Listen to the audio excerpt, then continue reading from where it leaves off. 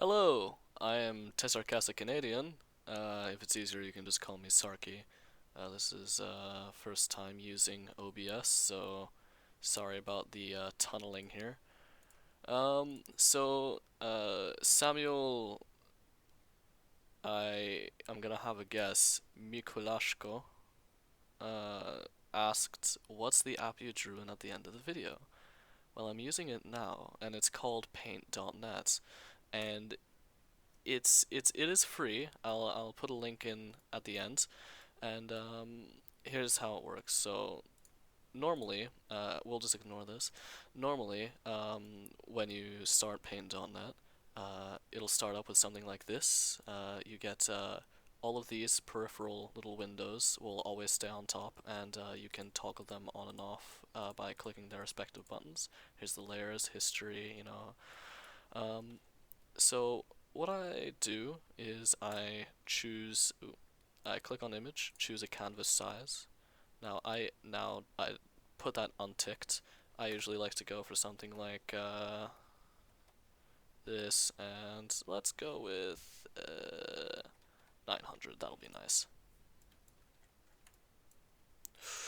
Ooh. You know what? Canvas size. That's a bit much. I think I meant to go 1400. Yeah, there we go. That's nice. There we go. So now that we have a decent size, this is its pixel resolution right now. It's 1400 by 900. That's pretty decent. Now what we can do with this is I like to leave a white background. I think I left a white background in the video. Now what we do is, in order for me to get the grid, what I did was I clicked on the shapes key at the bottom. I went up to here. Now this is basically everything that alters your anything. We don't need to worry about the blending mode for now. Anti-aliasing is enabled. It only has two options. It just means that it softens out the pixels. Now I want a rectangle because I can make squares from it. So you click rectangle, but I only want to draw the filled shape. I don't want to bother with the outline. Now what you do is when you click and drag, and I'm holding down the left mouse button, as I'm clicking and dragging, it will automatically try and create this shape for me, and it will finalize the shape when I let go. However, if I hold the shift key, it will keep the rectangle in its square form. So what I can do is I can leave it like that. That seems like a good size compared to the rest of this. And it will have this little thing around it where you can manipulate it. Now what I did, I'm scrolling in now. You press Control and you use your scroll wheel to move around. And if you want to move around the page but not deselect something, you press the middle mouse button, the scroll wheel, to do that. Now what I do is you bring your cursor close to the edge of the shape, and you can click and drag and it will change its rotation.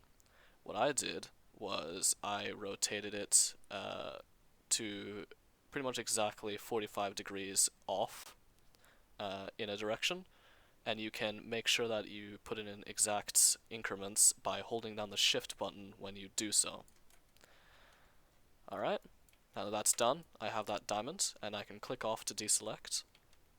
Now what we can do, because we're on layer 2, it won't interact with the first layer. What we can do is I can copy this. But look at that, you see there's a little bit of extra stuff going around, but that's just from the anti-aliasing. Well, we don't need to worry about that, it's so faint, it doesn't matter really.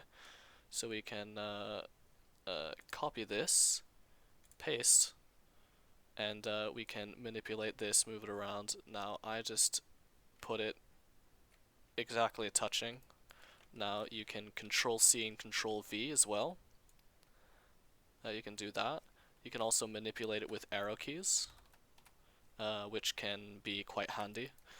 And that's pretty much all I can say, really, on this part.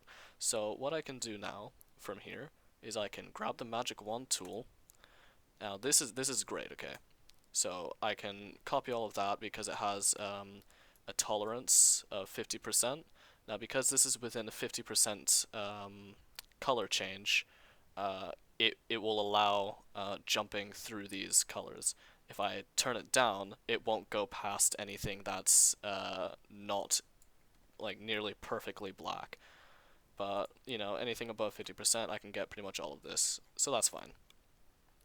Now what I can do is I can copy paste that, move it down, as is what I did. Copy paste that, move that down, as is what I did. You know what, that seems pretty decent, that's pretty respectable. Now I can grab this select tool, click drag, move selected pixels, and I can do that here. So here we are. This is pretty much what we're working with. Now, because we this is the basic area, what we need to do is we need to think of the shapes we want. Now, I like to use the line tool for this because I can just refer to generalizations. Let's see here. If you have the paintbrush tool, it allows you to see a bit better how large the lines will be. So I suppose like an 8 would be good now. So I can go to lines. Now you can click and drag and draw a line and stuff. If you hold shift, it will snap to increments, kind of like when you rotate an object. So here we go. But if you look at that, it's kind of anti-aliased out because it's meant to be even. However, there's like meant to be a single line here, but because there's two on the side, it tries to blend it out. So these are kind of like half lines. So what we need to do is do that to make it sharp. An odd number will always be sharp on this. Just saying. Just a tip. So that's quite a given, I think. That will also be a given. Now we don't want any more than 8 really, but we don't want too little. Suppose this will be good. Let's make it interesting. Let's even add something like off slightly.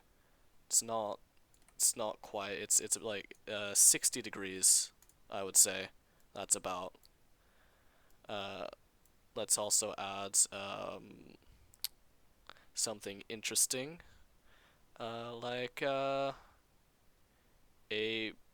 general curve, I guess. Ooh, something might be a bit better we can work with. If I go to shape outline and I go to circle,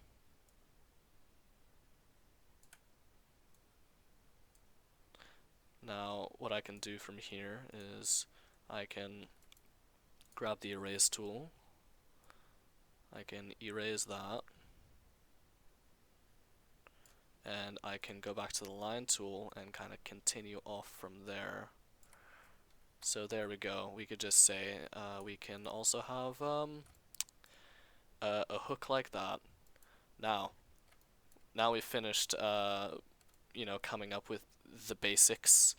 What we can do is we can go to add new layer, come back to the layer that we were just on, go to properties, turn down the opacity to about 30, 36. 36 is usually quite good. You can still see everything behind it. Go back to the new layer we made. Now this is where it can get fun. Okay, this is where it gets fun. What you do is you go to layer 2. I mean, like, it just depends on like where you want to start drawing and stuff from this.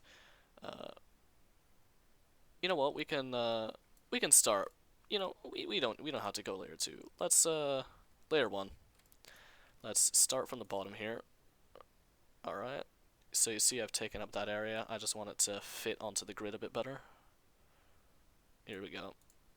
That's good. What we can do here is we can click and drag all the way down here. Now I'm doing this to make it look like calligraphy, okay? So let's pretend that the the width of this line, the line I made there, is the calligraphy tool we're using. Okay, let's pretend that, because that might make it somewhat easier. That means that, oh look, I already messed up the rule. No matter, what I can do is I can let's see, here.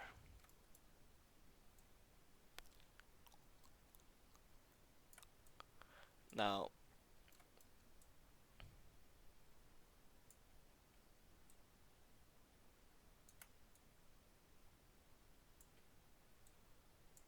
here we go.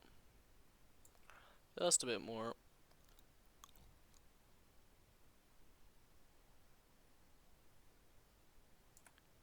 This is about right. Oh, no, no, a bit more. Goodness. Alright, well, basically I just want it to look smooth. Ah, here we go, that's probably it. Ah, there we go, there. Fixed it. Whew. Nearly ruined the entire video there. Oh my! Oh, how humanizing. Here we go. Now we can add something interesting. Let's go at like a proper nice angle here, stark angle. So we can follow this up, and let's move this across one. There we go, just so that it fits onto the grid a bit better. Now we can fill this up by either adding more lines, or we can go to the bucket tool, and you know, it works kind of like paint on it. You see there's a bit of this here, we could just turn up the tolerance slightly. There we go, it's gone. It's gone. It's gone. Yeah. Bang, and the dirt is gone. And now I will get hit with copyright violation just for using that phrase. No endorsements. So here we have that 60-degree angle, and we can continue that up. And let's just say that it'll continue up like that.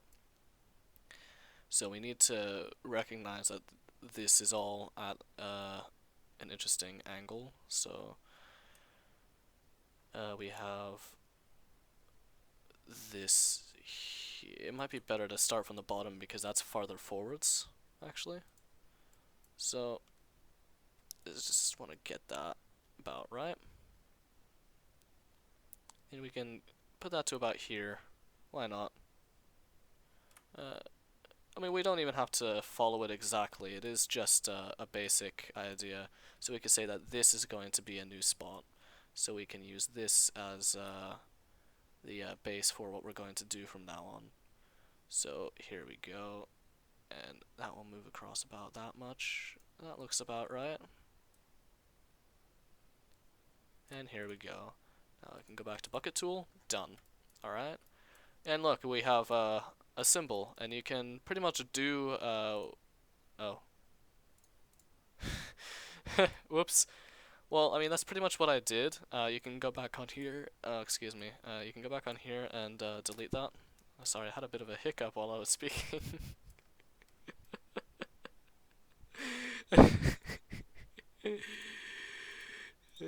Wow. Just so that was just a quick weird tutorial on how to use paint.net, and thanks for watching. Watching. Yeah. You can join my Discord server. We have like loads of conversations and stuff. It's fun. We talk about whatever. This is such a bad video. I'm sure you guys would like it. I'm sure you'll like it. All right. Just even if you don't stay on the Discord server, just have a look at it. It's fun. So much fun.